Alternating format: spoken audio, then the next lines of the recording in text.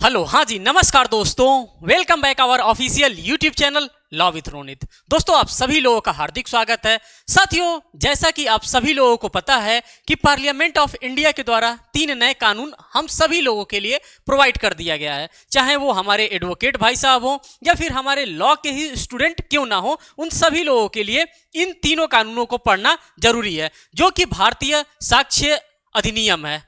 जी हाँ साथियों, आप सही सुन रहे हैं। भारतीय साक्ष्य अधिनियम 2023 के बारे में हम बात कर रहे हैं और इसी एक्ट को हम यहाँ पे कंपैरेटिवली स्टडी करने वाले हैं कि हमारे इंडियन एविडेंस एक्ट 1872 में हमको क्या दिया गया था और जो हमारा भारतीय साक्ष्य अधिनियम बनाया गया है 2023 का, इसके अंतर्गत हमको क्या देखने के लिए मिलता है। हम इन्हीं का कंपैरेटिव यहाँ पे स्टडी करने वाले हैं। तो यहाँ पे आइए और सबसे पहले हम यहाँ पे आपको दिखाते हैं कि क्या क्या चीज यहाँ पे आपको देखने के लिए मिल रहा है इस नए लॉ के अंतर्गत। तो नए लॉ की जब हम बात करते हैं साथियों, यहाँ पे क्लॉज लिखा है, आपको यहाँ पे क्लॉज नहीं पढ़ना है। यहाँ पे क्या पढ़ना है? क्लॉज के जगह पे यहाँ पे आपको सेक्शंस पढ़ते हुए चलना है। ये हमारा क्या है? तो ये हमारा है भारतीय न्याय संहिता 2023 है। क्या है साथियों? तो ये जो है हमारा, ये है हमारा इंडियन एविडेंस एक्ट 1872, हमारा पूरा का पूरा ये है। और जो हमारा नया बना है भारतीय न्याय संहिता 2023, ये 2023 का पूरा मामला है, जो कि इस साइड आपको देखने के लिए मिलेगा। ये एक शॉर्ट डिस्क्रिप्शन था कि यहाँ पे क्लॉज नहीं होगा। यहाँ पे क्लॉज के जगह पे आपको क्या देखने के लिए मिलेगा? तो यहाँ पे क्लॉज के जगह पे आपको सेक्शंस देखने के लिए मिलेगा। अब हम इसकी बात करते हैं कि इधर भी सेक्शन 1, सेक्शन 3 आपको देखने के लिए मिल रहा है। तो ये आपका इंडियन एविडेंस एक्ट 1872 है। कुछ हम अगर इंडियन एविडेंस एक्ट 1872 की बात करते हैं साथियों, तो ये कैसा लॉ था, इसको कब इन्फोर्स किया, जो के बारे में हमको जानना बेहद जरूरी है, क्योंकि ये हमारा बैकग्राउंड है। अगर हम बात करेंगे कि ये एक्ट नंबर क्या था, अगर हम इंडियन एविडेंस एक्ट की एक्ट नंबर से बात करें तो ये एक्ट नंबर फर्स्ट था। कब का एक्ट नंबर फर्स्ट था साथियों? तो ये जो था हमारा एक्ट नंबर फर्स्ट था 1872 का। ये एक्ट फर्स्ट था 1872 का। इसको एसेंट कब मिला था? देखिए, एक एक चीजों पे आप इसके पॉइंट पे ध्यान रखते हुए चलिए। इसको एसेंट कब मिला था? भारतीय साक्ष्य अधिनियम 1872 को। तो इसको जो एसेंट मिला था वो मिला था 15 मार्च 1872 को। कब मिला था? तो 15 मार्च 1872 को इसको एसेंट मिला था। ये बेसिक इंफॉर्मेशन आप सभी लोगों के लिए हो गया। अगर हम इसकी बात करते हैं कि कब इसको इन्फोर्स किया गया था, तो आप सभी लोगों को याद है कि 1 सितंबर 1872 को इसको क्या किया गया था? 1 सितंबर 1872 को इसको इन्फोर्स कर दिया गया था। तो ये आज तक धूमधाम से चला आ रहा था। इसमें थोड़े बहुत चेंजेस करने की आवश्यकता थी, जो कि पार्लियामेंट टाइम टू टाइम करता रहता था। सुप्रीम कोर्ट ऑफ इंडिया के द्वारा भी इसमें कुछ ना कुछ गाइडलाइन दी जाती थी और उस गाइडलाइन के बिहाफ पे इसमें चेंज करके इसको घसीटने का काम किया जा रहा था। लेकिन इसमें इतने ज्यादा घसीटा मारने की आवश्यकता पड़ गई थी कि अब इसको चलाना मुश्किल था। इसीलिए अब पार्लियामेंट ऑफ इंडिया के द्वारा क्या किया गया है? पार्लियामेंट ऑफ इंडिया के द्वारा साथियों नया कानून हमारे लिए दे दिया है। भारतीय न्याय संहिता हमको दे दिया गया है 2023 का। अब हम यहाँ पे कंपेयर करेंगे कि हमारे इस टाइम के एक्ट में क्या दिया गया है और 1872 के एक्ट में हमको क्या दिया गया था। देखिए, अगर हम सेक्शन नंबर फर्स्ट की बात करते हैं भारतीय साक्ष्य अधिनियम 1872 की, तो यहां पे क्या हमको देखने के लिए मिलता था? Short title application and commencement हमको देखने के लिए मिल रहा है। ये कब हमको देखने के लिए मिलता था? तो सेक्शन नंबर जब हम 1 पढ़ते थे, short title extend and commencement हमको देखने के लिए 1872 वाले में मिलता था। सेम एज यूजुअल आपको सेक्शन नंबर 1 में यहाँ पे ये चीजें देखने के लिए मिलेंगी। ये पहला बेसिक इंफॉर्मेशन है और ये सभी के पास होना ही चाहिए।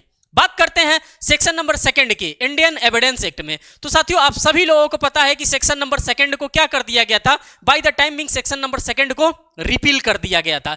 और अगर हम देखेंगे 2023 वाले अपने कानून में, तो 2023 वाले कानून में क्या किया गया है? 2023 वाले कानून में सेक्शन नंबर 2 को एक जगह दिया गया है। कौन सा जगह दिया गया है और इस जगह का क्या नाम दिया गया? इसको डेफिनेशन क्लॉजेस के नाम से इसको जाना जाता है। लेकिन हमारे इंडियन एविडेंस एक्ट 1872 में क्या किया था? इसको रिपील कर दिया गया था।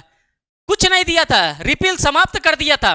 सेक्शन नंबर 3 में वो सारी चीजें दिया था और सेक्शन नंबर 3 में भी दिया था तो किस नाम से दिया था? तो दिया था इंटरप्रिटेशन क्लॉजेस के नाम से। जी हां साथियों, इंटरप्रिटेशन क्लॉजेस के नाम से दिया था। लेकिन यहाँ पे जो सेक्शन नंबर 2 के अंतर्गत आपको चीजें देखने के लिए मिल रही हैं, ये किस नाम से देखने के लिए मिल रही हैं? तो ये देखने के लिए मिल रही हैं आपको डेफिनेशन क्लॉजेस के नाम से। और जो इंटरप्रिटेशन क्लॉजेस में आप क्या क्या देखते थे? आप कोड देखते थे, डॉक्यूमेंट देखते थे, रेलिवेंट देखते थे, इन सभी चीजों को आपको देखने के लिए मिलता था। वही सारा का सारा आपको डेफिनेशन क्लॉजेस के अंतर्गत देखने के लिए मिल रहा है। इसमें क्या क्या देखने के लिए मिल रहा है? सबसे तो पहले कोर्ट का डेफिनेशन आपको देखने के लिए मिल रहा है, फिर कंक्लूसिव प्रूफ देखने के लिए मिल रहा है, document, disprove, evidence, fact, fact in issue, may presume, not prove, prove, relevant और सेल प्रूव और word expresses used here in सभी चीजों को आपको देखने के लिए मिल रहा है। पहले हमको कितने इंटरप्रिटेशन क्लॉजेस देखने के लिए मिलते थे? अगर हम 1872 की बात करते हैं, 1872 की बात करते हैं, जब 1872 हम लिखेंगे साथियों तो इसका मतलब क्या होता है? ये इंडियन एविडेंस एक्ट 1872 की हम बात कर रहे हैं। जब हम बात करते हैं यहाँ पे इसके इंटरप्रिटेशन क्लॉजेस के लिए, तो इंटरप्रिटेशन क्लॉजेस में हमको सेक्शन नंबर 3 में हमको सबसे पहले देखने के लिए मिलता था।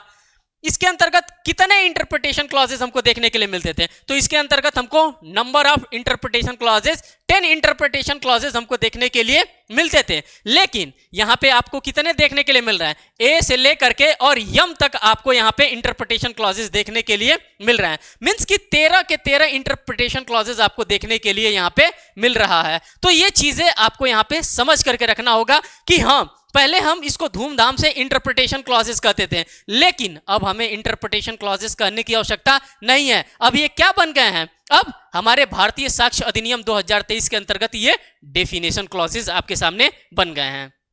नेक्स्ट की अगर हम बात करते हैं कि नेक्स्ट में आपको क्या देखने के लिए मिल रहा है, तो अगर पार्ट फर्स्ट आप देख रहे थे, चैप्टर फर्स्ट देख रहे थे, तो चैप्टर फर्स्ट में आपको सिर्फ और सिर्फ 2 ही सेक्शंस देखने के लिए मिल रहा था। लेकिन जब हम पार्ट सेकंड में आते हैं और पार्ट सेकंड में चैप्टर नंबर सेकंड को हम देखते हैं, तो चैप्टर नंबर सेकंड हमारा कहां से स्टार्ट हुआ करता था? अगर हम पुराने वाले की बात करते हैं तो सेक्शन नंबर 5 से लेकर के सेक्शन नंबर 55 तक हमारा जाता था। अगर रेंज की बात करते हैं, सेक्शन नंबर 5 से लेकर के सेक्शन नंबर 55 तक जाता था। लेकिन यहां पे पार्ट सेकंड आपको देखने के लिए मिल रहा है। पार्ट सेकंड में चैप्टर नंबर सेकंड देखने के लिए मिल रहा है, और सेक्टर नंबर सेकंड में आपसे क्या कर रहा है? यहां पे बात कर रहा है रेलेवेंसी ऑफ फैक्ट की बात कर रहा है। एट दैट टाइम भी 1872 वाला लॉ भी आपसे रेलेवेंसी ऑफ फैक्ट की ही बात करता था, और ये वाला भी क्या कर रहा है? ये वाला भी रेलेवेंसी ऑफ फैक्ट की ही बात कर रहा है। अगर हम बात करें सेक्शन नंबर 5 की, तो सेक्शन नंबर 5 आप सभी लोगों से क्या कहना चाहता है साथियों? सेक्शन 4 तक तो आप लोगों का एक चैप्टर हो जाया करता था। सेक्शन नंबर 5 आपका जो था वो सेक्शन नंबर अब किस में बदल गया है? तो सेक्शन नंबर 3 में आपका बदल गया है। और ये किस में बदल गया है? तो ये भारतीय साक्ष्य अधिनियम 2023, ये 2023 का मामला है। ये 2023 वाले में अब क्या हो गया है? जो हमारा सेक्शन नंबर 5 हुआ करता था भारतीय साक्ष्य अधिनियम 1872 का, वो आ गया है अब सेक्शन नंबर 3 पे आ गया है। कहां पे आ गया साथियों? वो सेक्शन नंबर 3 पे आ गया, और वही सेम डेफिनेशन लेकर के आया है। सेम डेफिनेशन का मतलब evidence may be given of fact in issue and relevant fact. कभी भी हम लोग एविडेंस देंगे तो कैसा एविडेंस देंगे, किस टाइप का एविडेंस देंगे? तो साथियों जो भी हम एविडेंस देंगे वो फैक्ट इन इशू पर देंगे या फिर रेलिवेंट फैक्ट पे। इररेलिवेंट फैक्ट पे तो हमें किसी भी प्रकार का कोई भी साक्ष्य पेश ही नहीं करना है कोर्ट में। पता चले कि हमने 1000 पेज का किताब बनवाया, 1000 पेज का किताब हम जज साहब को दे दिए, कहे जज साहब इसमें से पढ़ लीजिए, जो आपको अच्छा लगे वो साक्ष्य मान लीजिएगा, जो नहीं अच्छा लगे उसको छोड़ दीजिएगा। ऐसा बिल्कुल नहीं होगा। कभी भी हम एविडेंस देंगे तो कैसा देंगे? या तो वो एविडेंस फैक्ट इन इशू में होना चाहिए या फिर वो रेलिवेंट फैक्ट होना चाहिए, तभी हम उसको दे सकते हैं। किसके अकॉर्डिंग? तो हमारा जो भारतीय साक्ष्य अधिनियम 2023 है और धारा 3 के अकॉर्डिंग। अब धारा ये 5 आपका नहीं रह गया। अब ये धारा कौन सा हो गया साथियों? ये जो आपका धारा हो गया, ये जो सेक्शन हो गया, ये सेक्शन नंबर 3 हो गया। और इसी बात को मैं आप सभी लोगों से विशेष जोर दे करके समझाने के लिए आया हूं, आपको बताने के लिए आया हूं, क्योंकि ये अगर आप चीजें समझ लेते हैं तो यहां से आपके परीक्षा में बार बार क्वेश्चन पूछे ही जाएंगे कि 5 नंबर वाला सेक्शन कहां गया? तो 5 नंबर वाला सेक्शन नंबर 3 के पास चला गया। और ये आप सभी लोगों के लिए बहुत ही ज्यादा जरूरी चीज है। बात करते हैं यहां पे, कर है क्लोजली कनेक्टेड फैक्ट। अब क्या क्या हो सकता है क्लोजली कनेक्टेड फैक्ट? किसको हम कहते हैं कि ये क्लोजली कनेक्टेड फैक्ट है? साथियों जब हम सेक्शन नंबर 6 पढ़ते थे तो जाहिर सी बात है हमको रेस जेस्टे देखने के लिए मिलता था। आप सभी लोगों को याद होगा रेस जेस्टे की अगर हम बात करते हैं तो हमें केस लॉ भी देखने के लिए मिलता था। आर वर्सेस वेडिंग फील्ड का केस लॉ हमको देखने के लिए मिलता था, साथ ही साथ हमको मलकानी का केस देखने के लिए मिलता था, फिर सबल दास का केस हमको देखने के लिए मिलता था, आर वर्सेस फोस्टर का केस हमको देखने के लिए मिलता था। ये सभी के सभी मामले हम कहां पर देखते थे? तो ये भारतीय साक्ष्य अधिनियम 1872 के सेक्शन नंबर 6 के अंतर्गत देखने के लिए हमें मिलता था। और जो हमारा सेक्शन नंबर 6 हुआ करता था साथियों, आज वो बदल करके कहां चला आया है? जो 6 हमारा हुआ करता था वो आज हमारा 2023 में सेक्शन नंबर 4 बन गया। और ये बात क्या करता था? ये बात करता था forming part of same transaction, जिसको हम लोग प्यार से रेस जेस्टे के नाम से हम लोग जानते थे। और आज भी आपको रेस जेस्टे से ही नाम से इसके क्वेश्चन पूछे जाएंगे कि हाँ रेस जेस्टे कहां पर डिफाइन किया गया है या forming part of same transaction किस सेक्शन में आपको प्रोवाइड कर रखा है। तो साथियों भारतीय साक्ष्य अधिनियम 2023 की अगर हम बात करते हैं तो ये सेक्शन नंबर 4 के अंतर्गत इसको प्रोवाइड कर दिया गया है। और इंडियन एविडेंस एक्ट की बात करते हैं तो ये आपको सेक्शन नंबर 6 के अंतर्गत प्रोवाइड किया गया था। बात करते हैं next, fact which are the occasion की बात करता है। हम ओकेजन देख रहे हैं, हम ओकेजन देख रहे हैं कि किसी को क्या करेंगे? किसी को कॉज करेंगे, किसी को मारेंगे। हम पहले क्या तलाश रहे हैं? पहले हम अवसर तलाश रहे हैं, ओकेजन हम तलाश रहे हैं। ओकेजन जैसे मिलेगा हम कॉज करेंगे, कॉज करने के बाद उसका क्या मिलेगा? हमें उसका हमें रिजल्ट मिलेगा।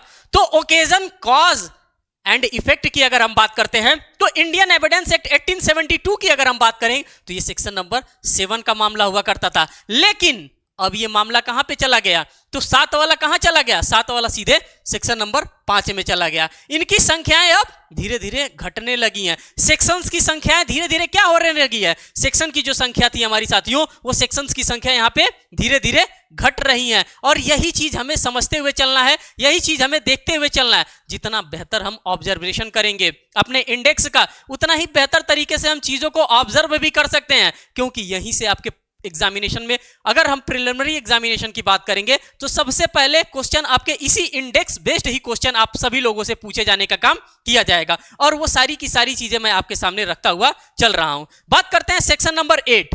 किसका सेक्शन नंबर 8? तो साथियों section number 8 Indian evidence act 1872 का, जिसमें हम किसकी बात करते हैं? तो हम बात करते हैं motive preparation and subsequent conduct की बात कर रहे हैं। मोटिव प्रिपरेशन, प्रीवियस और सब्सिक्वेंट कंडक्ट, ये हमारा क्या है? ये हमारा सेक्शन नंबर 8 हुआ करता था इंडियन एविडेंस एक्ट 1872 का। लेकिन ये भाई साहब कहां चले आए? ये भाई साहब सरक करके अपने पोजीशन को चेंज किए हैं, अपने सेक्शन के अरेंजमेंट को चेंज किए और हमारे लिए अब क्या बन गए हैं? तो ये बन गए हैं सेक्शन नंबर अब 6 बन गए हैं। अगर हम मोटिव, प्रिपरेशन और कंडक्ट की बात करते हैं, शॉर्टकट में हम इसको सीएमपी भी कह सकते हैं। इसको मोटिव कहेंगे, इसको प्रिपरेशन कहेंगे और इसको कंडक्ट कहेंगे। इस तरह से भी आप निमोनिक्स बना करके इसको याद कर सकते हैं। जो आपका सीएमपी था सेक्शन नंबर 8 में इंडियन एविडेंस एक्ट में दे रखा था, वो सीएमपी अब कहां चला गया है? वो सीएमपी अब बदल गया है और सीएमपी चला आया है सेक्शन नंबर 6 के पास अब चला आया है। तो इस प्रकार से आप फैक्ट्स को एक दूसरे से कनेक्ट करेंगे तो वो काफी लंबे समय तक लर्न रहेगा आपके लिए। सेम ट्रांजैक्शन वाला तो आपको सेक्शन हमेशा याद रहेगा, जो कि 6 में हुआ करता था, सेक्शन नंबर 4 में चला आया और रेस जेस्टे के नाम से इसको हम लोग धूमधाम से जानते थे। इसी के लिए मैं यहाँ पे आपके सामने कुछ केस लॉ भी बताने का काम किया हूं, क्योंकि चीजें केस लॉ से भी आप कनेक्ट करके भी पढ़ सकते हैं। बात करते हैं नेक्स्ट, कर है फैक्ट नेसेसरी टू एक्सप्लेन और इंट्रोड्यूस फैक्ट इन इशू और रेलिवेंट फैक्ट। ये हमारा कहां हुआ करता था? ये हम लोग टीआईपी वगैरह के लिए पढ़ते थे। ये हमारा कहां हुआ करता था? ये सेक्शन नंबर 9 में हुआ करता था। और भाई साहब 2 नंबर अपने आप को क्या कर लिए हैं? 2 नंबर इन्होंने अपने आप में से घटा लिया है। अब चले आए हैं सेक्शन नंबर 7 के पास, ये चले आए हैं। Things said done by conspirator in reference और कॉमन डिजाइन की बात करता था। कहां पे हमको देखने के लिए मिलता था? तो ये 1872 के कानून में सेक्शन नंबर 10 में हुआ करता था। लेकिन ये कहां चले आए? ये सेक्शन नंबर 8 के अंतर्गत चले आए हैं। नेक्स्ट की हम बात करते हैं, when fact not otherwise relevant become relevant. ये सेक्शन नंबर हमारा 11 हुआ करता था। यहां से हमारे एग्जामिनेशन में नहीं क्वेश्चन पूछा जाता था, नाम मात्र के क्वेश्चन आते थे। लेकिन अगर सेक्शंस दिया है, सेक्शन का अगर अरेंजमेंट है तो हमें पढ़ने की आवश्यकता है। और ये कहां पे चले आए हैं? तो ये सेक्शन नंबर 9 के पास चले आए हैं। साथ बात करते हैं सेक्शन नंबर 10 में, सेक्शन नंबर 12 की बात करते हैं 1872 के कानून की। तो ये क्या कर रहा है? कर रहा है fact tending to enable court to determine amount are relevant in suit for damages, यहां पे रेलिवेंट मांगा जाता था, रेलिवेंसी के अकॉर्डेंस में ही मांगा जाता था। क्या? अगर किसी भी प्रकार का कोई भी डैमेजेस हो गया है तो डैमेजेस हम लोग फाइल करते थे, हम लोग सूट फाइल करते थे। भैया जितना हमारा डैमेजेस हुआ है डैमेजेस तो हमारा दे दो। अब ये सेक्शन नंबर 12 हमारे पास कहां चला आया है? तो सेक्शन नंबर 12 हमारा सेक्शन नंबर 10 में चला आया है। तो दो दो नंबर के सेक्शंस को क्या किया जा रहा है? दो दो नंबर के सेक्शन ये लो अपना इंक्रीज करते हुए चले आ रहे हैं। बात करते हैं यहां पे फैक्ट रेलिवेंट व्हेन राइट और कस्टम इन क्वेश्चन। अगर किसी का राइट या किसी का कस्टम या कोई ट्रेडिशन अगर क्वेश्चन में चला आता था, ये हमारा सेक्शन नंबर 13 बताता था, भारतीय साक्ष्य अधिनियम 1872। और ये अब कहां पे आ गया है? अब ये आ गया है सेक्शन नंबर 11 में, और यही सेक्शन नंबर 11 यहां पे बताने वाला है।